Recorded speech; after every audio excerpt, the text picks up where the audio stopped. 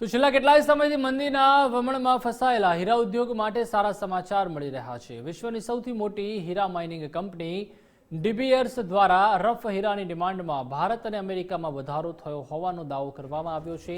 આ દાવાથી ઉદ્યોગકારો હીરામાં હવે સારા વેપારની આશા તેઓને છે। છેલ્લા ક્વાર્ટરમાં એટલે કે ઓક્ટોબર, નવેમ્બર અને ડિસેમ્બરમાં રફ હીરાની ડિમાન્ડમાં ધીમે ધીમે વધારો થઈ રહ્યો છે। રફ હીરાની ડિમાન્ડ ત્યારે જ વધે છે જ્યારે તૈયાર થયેલા હીરાનું બજારમાં વેચાણ થાય। સાથે સાથે ડીટીસી હર હંમેશા આવા મંદીના માહોલની અંદર માર્કેટને કંટ્રોલ કરતી હોય છે।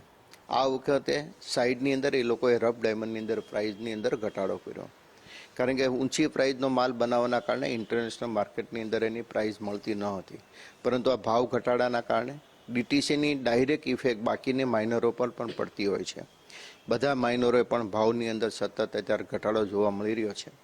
આના કારણે ભારતની અંદર જે મંદીના માહોલની અંદર જે ઇન્ડસ્ટ્રી હતી હવે ધીરે ધીરે રફ ઇમ્પોર્ટ પણ કરી રહ્યા છે, સામે કટ એન્ડ પોલિશનું એક્સપોર્ટ પણ વધી રહ્યું છે। મંદીના વમળમાં ફસાયેલા હીરા ઉદ્યોગ માટે સારા સમાચાર આવી રહ્યા છે। યુએસએ અને ભારતમાં રફ ડાયમંડની ખરીદીમાં સતત વધારો જોવા મળી રહ્યો છે।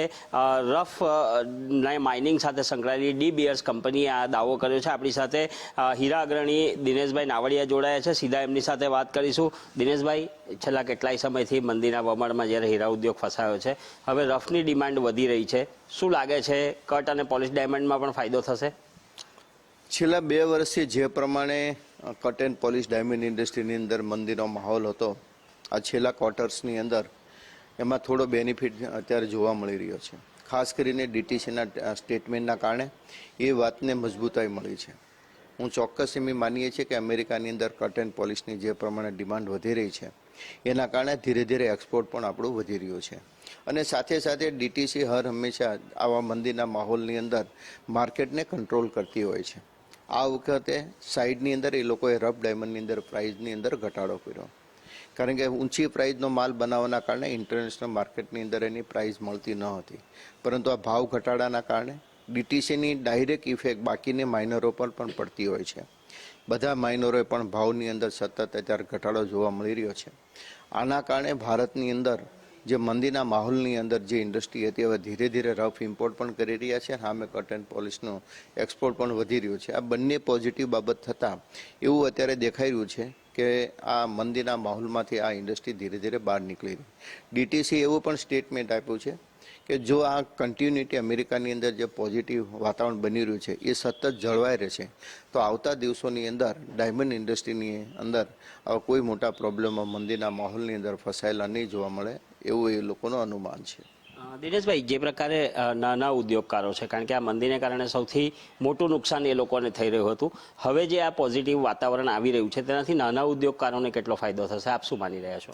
નાના ઉદ્યોગકારોને આપોઆપ બેનિફિટ મળતો હોય છે। જ્યારે ડાયમંડ ઇન્ડસ્ટ્રીના ફ્યુચરની અંદર પણ આપણે વાત કરી, જ્યારે મંદીના માહોલમાંથી પોઝિટિવ વાતાવરણ થાય ત્યારે આપોઆપ વાતાવરણ સુધરતું હોય છે। જ્યારે ડિમાન્ડ વધે ત્યારે મેન્યુફેક્ચરિંગની લોકો વધારતા હોય છે। જો આ સતત આ પ્રમાણે જળવાઈ રહેશે તો ચોક્કસ મને કે જે નાના નાના યુનિટો દિવાળી પછી ચાલુ નથી થઈ શક્યા, ફરી વખત એ લોકોને લેબર ઉપર માલ જે લોકો કંપની આપતી હતી અને આપતા થશે અને યુનિટો પણ ધમધમતા થશે, એવું અત્યારે અમે કહી શકીએ। જી, તો જે પ્રકારે દિનેશભાઈ જણાવી રહ્યા હતા કે આગામી દિવસોની અંદર હીરા ઉદ્યોગને એક મોટો ફાયદો થવા જઈ રહ્યો છે, કારણ કે કટ અને પોલિશ ડાયમંડની ડિમાન્ડ જે છે ઇન્ટરનેશનલ માર્કેટમાં વધી છે ને આના કારણે નાના ઉદ્યોગકારોને પણ ફાયદો થશે। કેમેરા પર્સન અજય ખુમાન સાથે આનંદ પટણી, ગુજરાત ફર્સ્ટ।